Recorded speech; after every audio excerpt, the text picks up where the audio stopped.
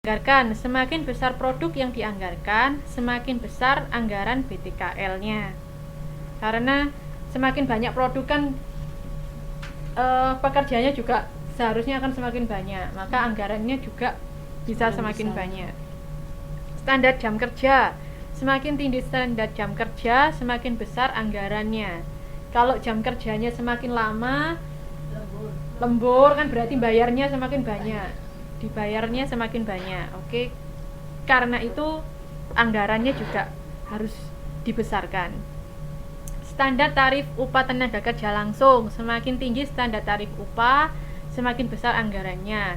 Kalau tarif upah misalnya per jamnya 10 juta gitu. Per jam? Kali misalnya 10 juta, maka kan misalnya di tarif 20 juta kan berarti lebih tinggi lagi anggarannya. Seperti itu. Jadi ini faktor bukan faktur ya. Mohon maaf. Salah ketik. Di sini juga faktur. Kemudian manfaat anggaran biaya tenaga kerja langsung untuk menentukan harga pokok produk dan besarnya biaya pabrik. Karena kalau kita membuat produk kan juga dimasukkan BTKL kan ke dalam BOP. Kan ada BTKL juga. Oleh karena itu untuk menentukan harga pokok produk. Kemudian dapat dianggarkan kas yang disediakan untuk membayar tenaga kerja langsung pada periode tertentu sehingga produksi lancar, bukan lancar, mohon maaf. Seperti itu. Nah, sekarang penyusunan anggaran biaya tenaga kerja langsung. Standar tenaga kerja langsung, menghitung rata-rata jam kerja. Kemudian mencoba menjalankan operasi produksi dalam keadaan normal yang diharapkan. Yang ketiga, mengadakan penyelidikan gerak dan waktu. Keempat, mengadakan taksiran yang wajar. Yang kelima, memperhitungkan kelonggaran waktu. Kemudian standar tarif upah TKL dapat ditentukan atas dasar perjanjian antara organisasi dan karyawan. Kemudian data upah masa lalu. Yang ketiga, perhitungan tarif upah dalam operasi normal.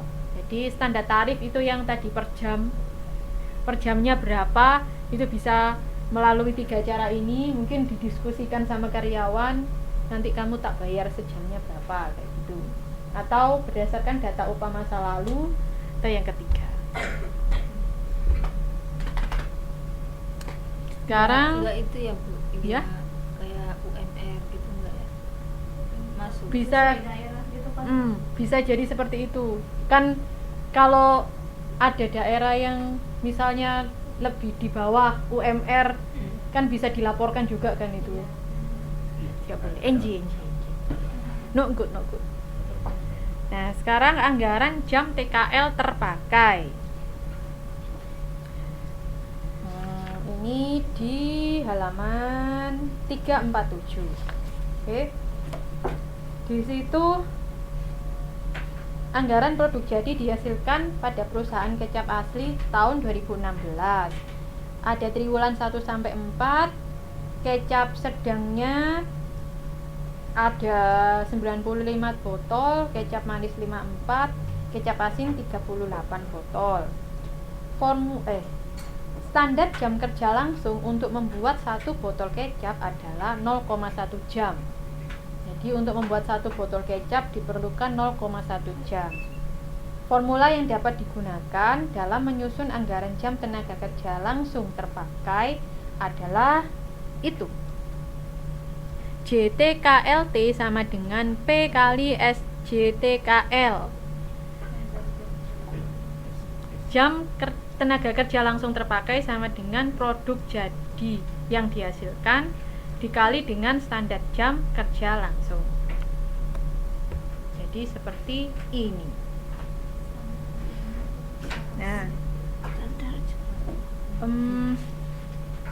ini adalah anggaran jam kerja langsung yang terpakai. Untuk kecap sedang, karena tadi kan untuk menghasilkan 1 botol 0,1 jam, berarti untuk menghasilkan 22 botol membutuhkan 2,2 jam. Dari mana? 22 botol dikali 0,1. Oke. Pintar-pintar. Oke. Luar biasa. Mantap ibu. Dikalikan semuanya dari kecap asin, kecap manis, dan kecap sedang di ketiga triwulan tersebut.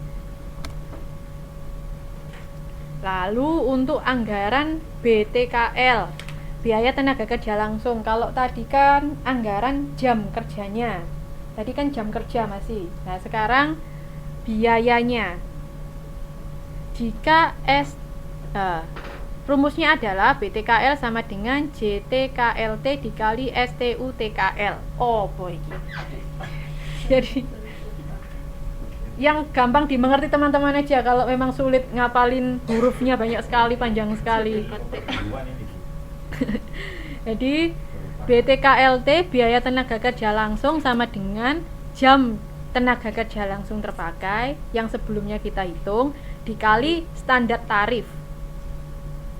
Jadi sebelumnya tadi ini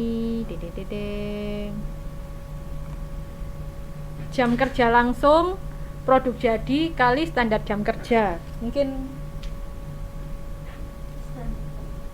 jam kerja langsung sama dengan produk jadi dikali standar jam. Rumus 1.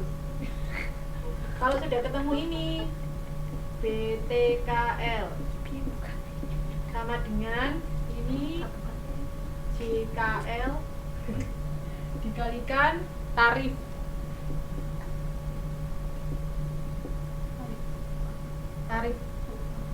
Nah, TKL. Oke. Seperti itu. Gampang nih. Tetap nggak gampang sih.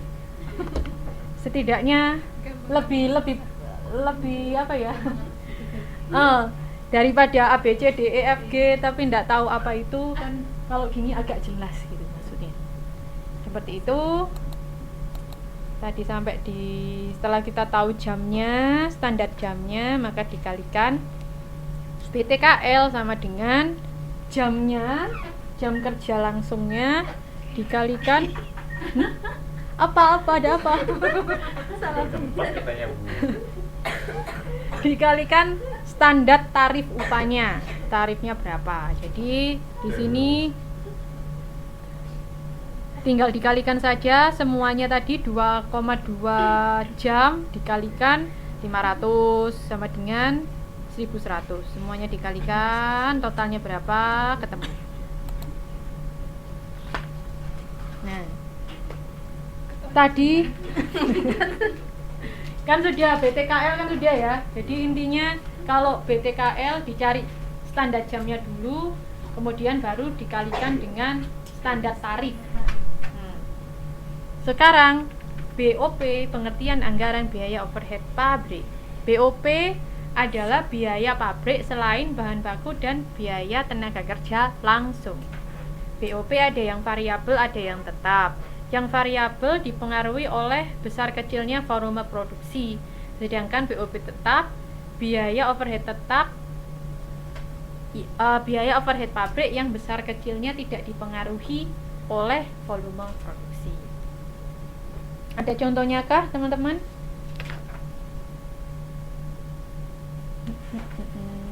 Di sini ada biaya tenaga kerja langsung termasuk biaya variabel bila sistem upah yang digunakan adalah sistem per jam atau per menit. Tapi bila sistem upah yang digunakan sistem upah tetap seperti upah harian, upah bulanan, maka biaya naker tersebut termasuk biaya tetap. Dalam buku ini biaya naker langsung dianggap sebagai biaya variabel. Akan dibahas lebih lanjut selanjutnya. Oke. Di sini kemudian tujuan penyusunan anggaran biaya overhead pabrik untuk menentukan jumlah biaya pabrik. Kemudian untuk menentukan harga